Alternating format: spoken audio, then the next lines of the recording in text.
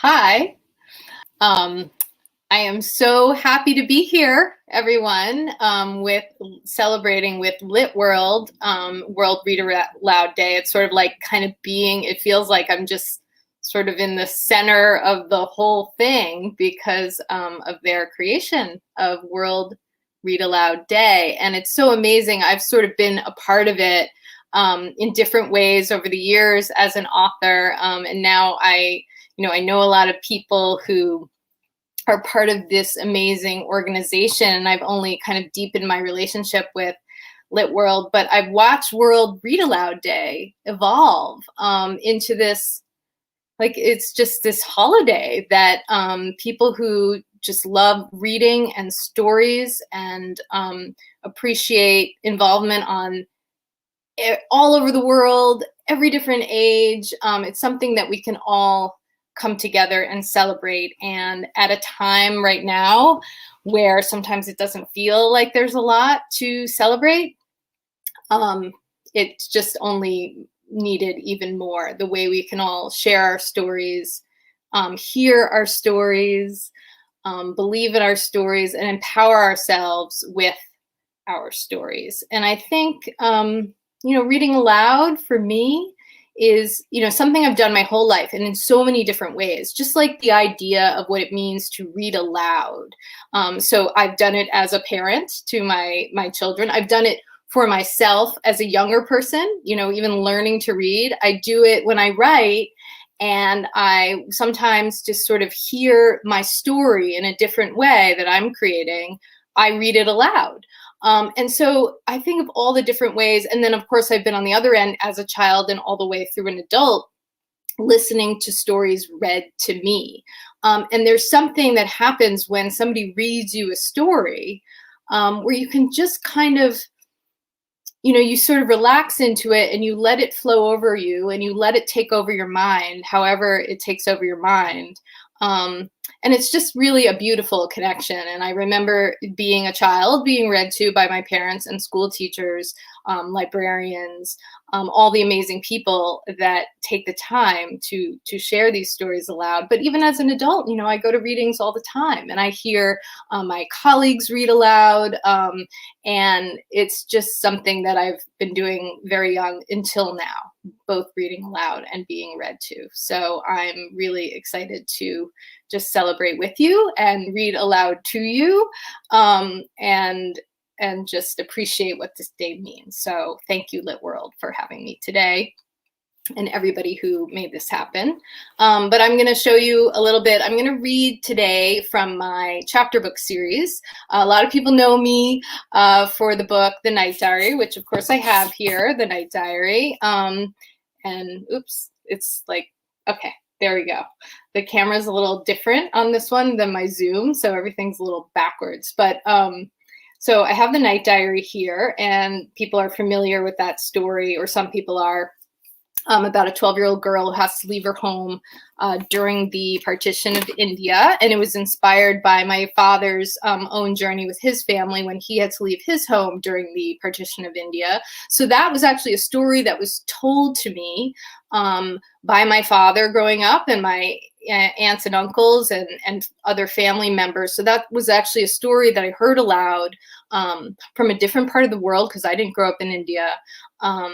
And I wanted to try to share it in a way that more people could hear that story. But the way that I first heard that story was through oral storytelling, which is, a sort of a continuation of this idea of sharing stories, right? Whether we read them aloud or just tell each other our stories, it is the main thing that really connects us as human beings, sharing those stories. So it's a really powerful thing when you think about it and talk about it. But my first book, and I'm going to read the chapter book series, but before I get into that, this is my first book. It's called The Whole Story of Half a Girl. And it just got a new cover, which is really, I just couldn't love it more. I love this cover so much. Shraddha Gulati is the illustrator who did the cover. And this story is very much based on some of my own experiences growing up and coming from two different backgrounds.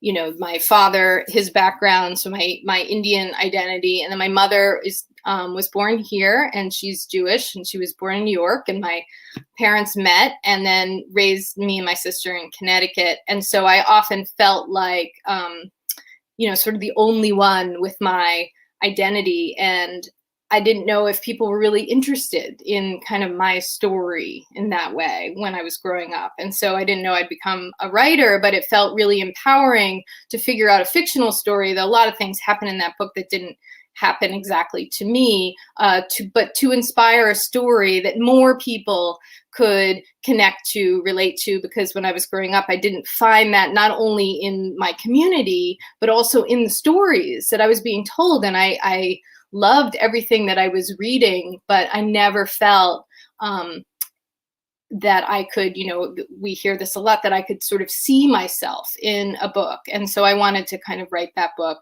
for the me that I was, and for people who might connect to it a little more, because I know I could have used that. But today I'm going to read to you from my chapter book series, Phoebe G. Green. Here we go. Sorry, having trouble with the camera. Phoebe G. Green. There are 4 books in the series. This is the first book, called Lunch Will Never Be the Same. And then the second book in the series is Farm Fresh Fun. There we go. Farm Fresh Fun. And the third book is A Passport to Pastries. Oh my gosh.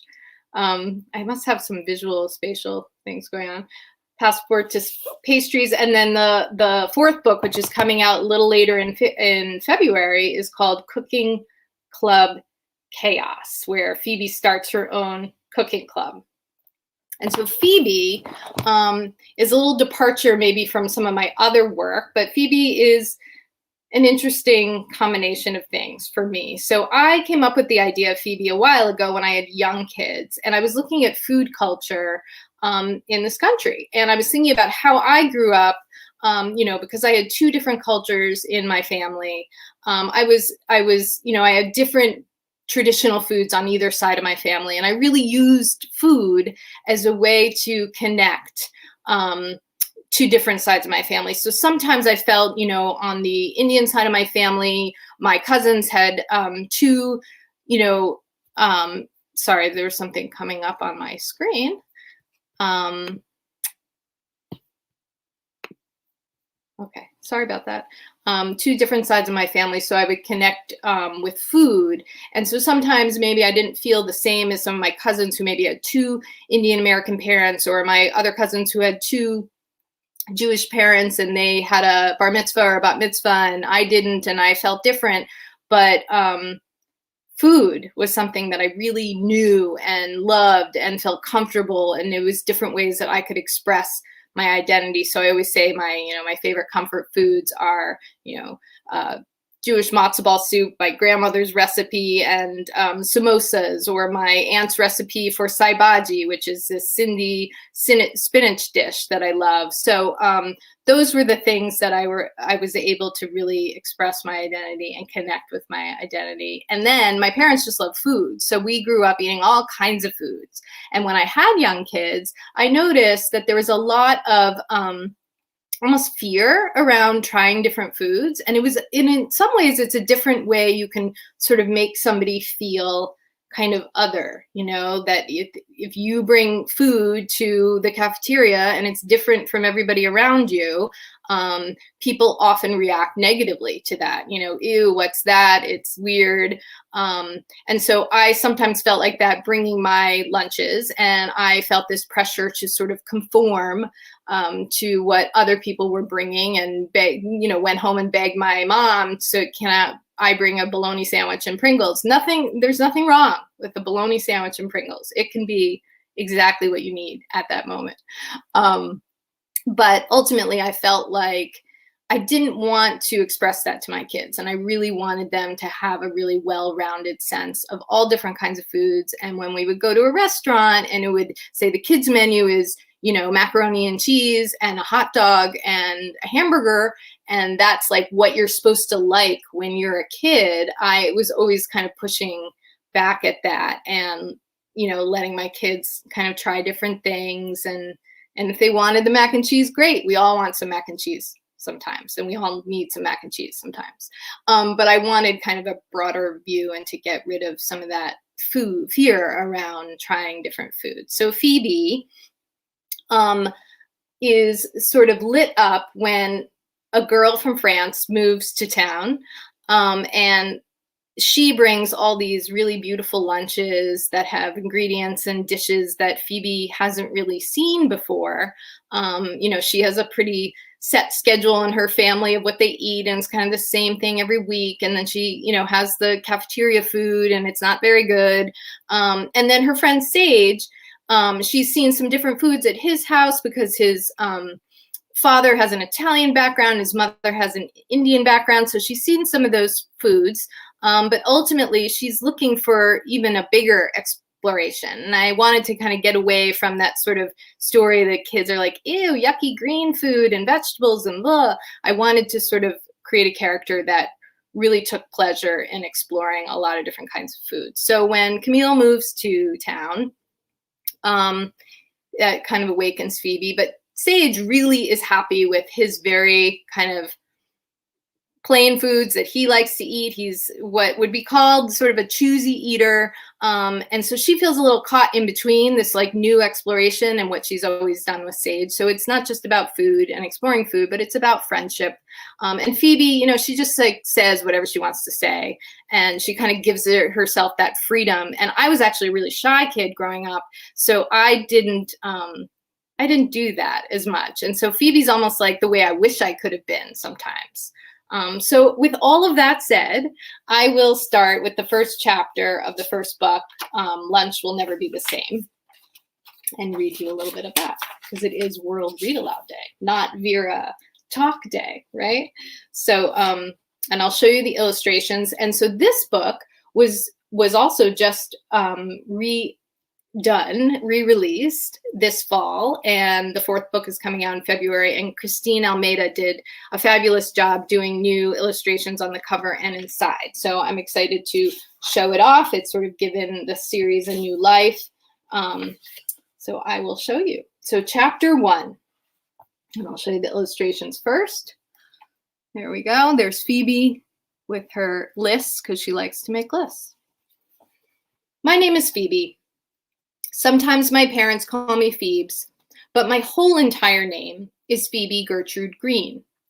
That's too many letters for me to write at the top of my homework, so I just write Phoebe G. Green. I'm a very lucky girl. At least that's what my mom says all the time. My mom bought me this sparkly purple notebook because I like purple and I like to make lists. Here's a list of why I'm so lucky. Number 1, I live in a house with a blue door. Nobody else I know has a blue door. Number 2, my school is just around the corner and I get to walk there. Number 3, I have chocolate brown, extra curly hair. Number 4, I have exactly 27 freckles on my face, which is my lucky number.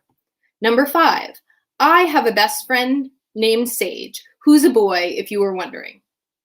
Number 6, I have a blue betta fish named Betty number 2. She's named after Betty number 1, a good fish who lived a long, happy fish life, but it makes me sad to talk about Betty number 1, so I won't. Today was the first day of the rest of my life. That's what my dad always says.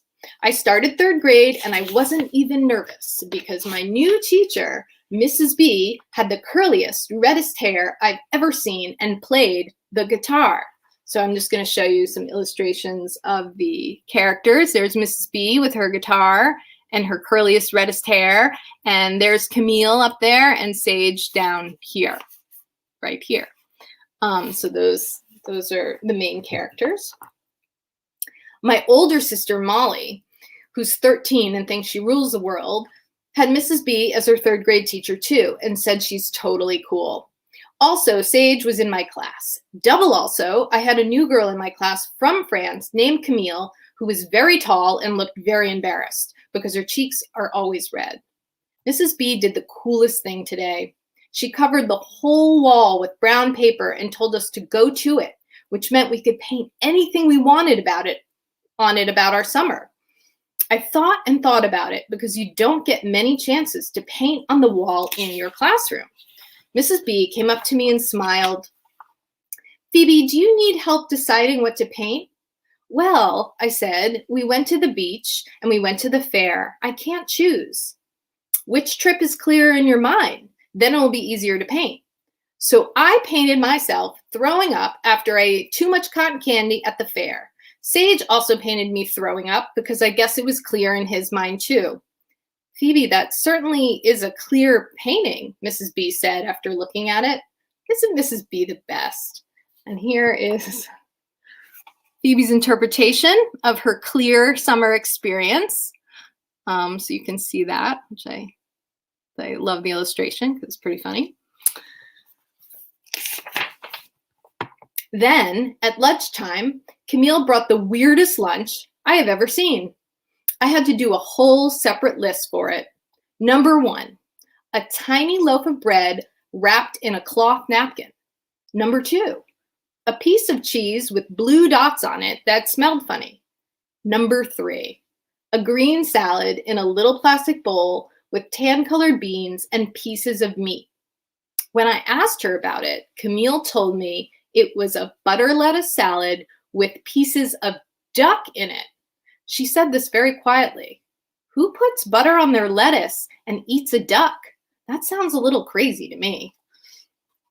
And this is the illustration of the meal.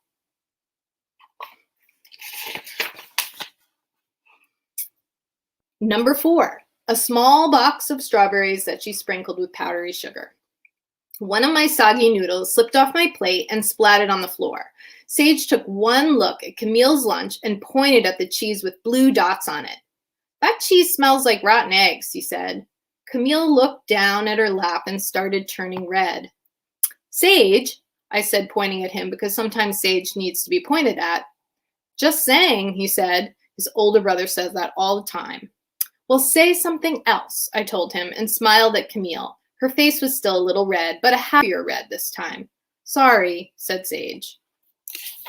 On the second day of the rest of my life, we were sitting at lunch and I watched Camille very carefully to see if she brought another crazy lunch. Sage and I had the school lunch like most of the kids. I looked at Camille's lunch and asked her what it was. She answered in her movie star French voice. This is what she said. Number 1, more tiny bread. Number 2, a beet salad with cheese from a goat. I've never had cheese from a goat, so I asked her for a taste. It was creamy and not smelly at all. And number 3, a tiny little raspberry pie. She called it a tart, but it wasn't a tart. She said her own father made it because he's, get this, a pastry chef. That means he's like a regular chef, but he only makes desserts. Pretty cool, huh? I can't believe that's actually a real job. I looked down at my sticky mac and cheese and mushy peas and sighed a big sigh. And there's Phoebe sighing her big sigh over her mushy peas and mac and cheese. That night at dinner, we had meatloaf. We pretty much eat the same things every week. Monday, Dad's famous spaghetti and salad from a bag. Tuesday, Mom's famous baked chicken with mashed potatoes from a box and salad from a bag. Wednesday, Mom brings home meatloaf from the store and salad from a bag. Thursday, leftovers and salad from a bag. Friday, pizza and salad from the pizza place. And Saturday, turkey sandwiches with knishes from the kosher deli. Sunday, wonton soup and beef and broccoli, my favorite, from a Chinese restaurant. I decided to ask my mom if she could find a place that sells cheese from a goat and get me some. She looked at me funny. You mean goat cheese, Phoebe? She asked me. Yes, that's the one.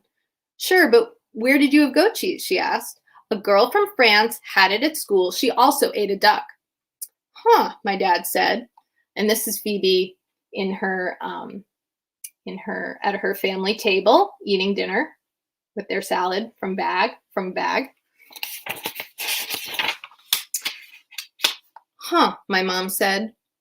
Now they seemed confused. When this happens, I have to keep saying the same thing over and over for many days in a row until they understand.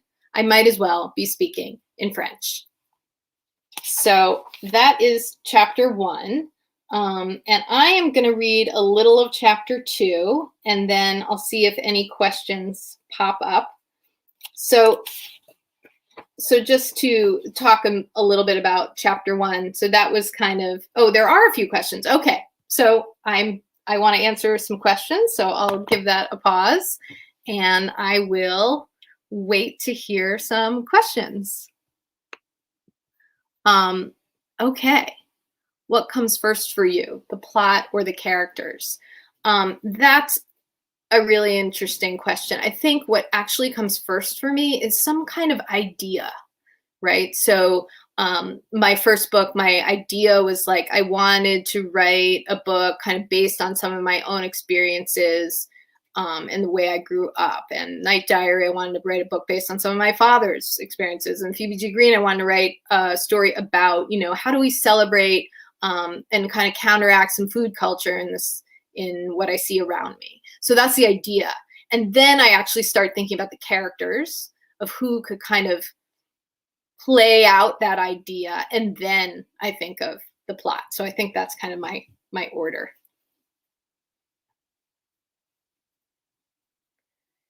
How many books have you written, and which is your favorite? Well, I just showed you all the books that I've written so far, that I've published so far. I have some books that will probably never see the light of day, but every writer, I think, has some of those pieces because they're practice, and writing does take a lot of practice. So I have some practice work, and I've written 6 books at this point, and I don't have a favorite because, it's like children. I love them all in their own special way. So they all have a very different meaning for me. And they're just kind of trying out different sides of myself. So, and then I'm coming up with I have a book coming out this fall. And I'm excited about that. And that is kind of based on some of my family history in a different way. And it's called How to Find What You're Not Looking For. And that's a new middle grade novel coming out this fall. How long does it take you to write a book, and how old were you when you started writing? Well, again, it depends on the book as far as how long it takes me. The Phoebe G. Green chapter books are shorter. I didn't have to do a lot of research to write them. They're not historical fiction. So they took me, for a draft, 6 months or something. And then I did a few revisions. But my first book took me a long time because it was my first published book, and I revised it many times. So like 5 or 6 years I worked on that book. And the Night Diary as well took me about 5 years from the kind of beginning to holding it in my hand. I did an enormous amount of revisions. I did more research than I ever had to do. So it really depends on the book. Your main character in the Night Diary is shy and quiet, but is a deep thinker and expresses herself in her diary. Did you keep a diary as a young girl? What can help a person get comfortable sharing their stories? Yeah, that's a really good question. I did keep a journal, diary, many actually growing up. So I was a big diary keeper, which is part of why I felt like it could be a natural thing for a character to do in a book that I was writing. I was also shy and quiet, not quite as shy and quiet as Nisha, but I was never the kid who just sort of like raised my hand in the classroom. I spent a lot of time observing other people, which I think gave me a lot of information and helped me as a writer. And I realized that that was just something I needed to do to feel comfortable. So even now, I tend to like to watch things first before I sort of jump in. And that is something that I've just accepted about myself. And then it has helped me sort of share my stories. And I think for anybody who wants to do that, it's great to keep a diary, and then, maybe one day try a story and show it to one trusted person and see what happens, and then go from there. What got you into writing? I think I was always a creative kid. So I think because I was actually shy and I'd switched schools at one point and I didn't have any friends at my new school, I turned to kind of my own mind and my own imagination, both with reading and writing. I like drawing pictures. I like making up plays. And I think all of those things just sort of helped me become a storyteller. I didn't know that's what I was doing. And I think as I got older and I started taking more classes, I tried theater and art and all these kinds of things, but I kept going back to writing, and something about the solitude of just me and my notebook or my laptop, I think is just a place I kept gravitating towards, and it made me feel sort of the most comfortable out of all of those things. So it just evolved into focusing more on writing over time. Question from Say, how do you come up with topics to write about? I usually start from a place that I know pretty intimately, whether it's a question I've been asking about, like the Phoebe G. Green series. Why do people sort of want kids to just kind of eat in this limited way? And is there a fear around food? And why aren't sort of all kinds of foods more celebrated?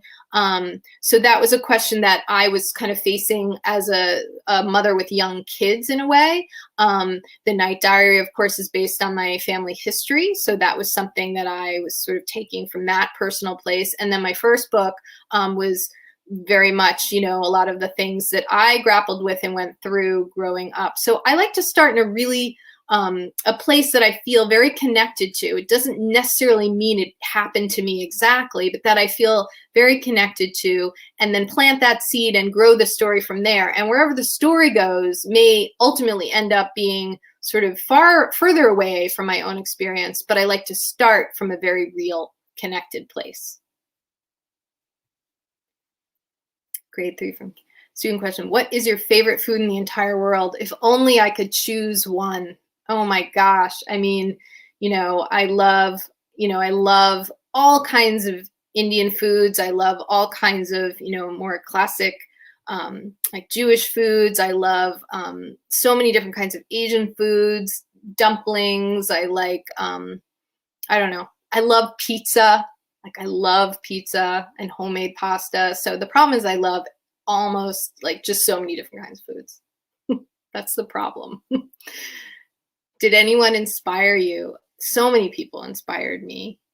Certainly reading what was available to me growing up was sort of the first place that I got inspiration. So all the writers that were very popular when I was growing up, like E.B. White and Roald Dahl and Beverly Cleary and Judy Blume, I just kind of read through those books. I always got a lot of freedom in my family of just choosing books that I liked to read. And I think that was something very inspiring and empowering, that there was never a book in my family that, and even sometimes, going through my parents' books and the library and going to the library and just seeing what was available, I was never told like, oh, you can't read that. So I think that was my main inspiration of just being allowed to choose whatever I wanted. I have time for 2 more questions. How did you think of the name Phoebe? Is there a meaning behind it? Yes. So there are Phoebe and her older sister, Molly. Phoebe was my first cat. I am a cat lover, and Molly is my cat now. So that's Phoebe and Molly. So I think one more question, or I think that's it. Well, thank you so much for being here and listening to me figure out my visual space on the screen, and listening to my book, Phoebe G. Green, and just go out there and write your journals and share your stories and listen to stories, and we'll continue to celebrate. Thank you.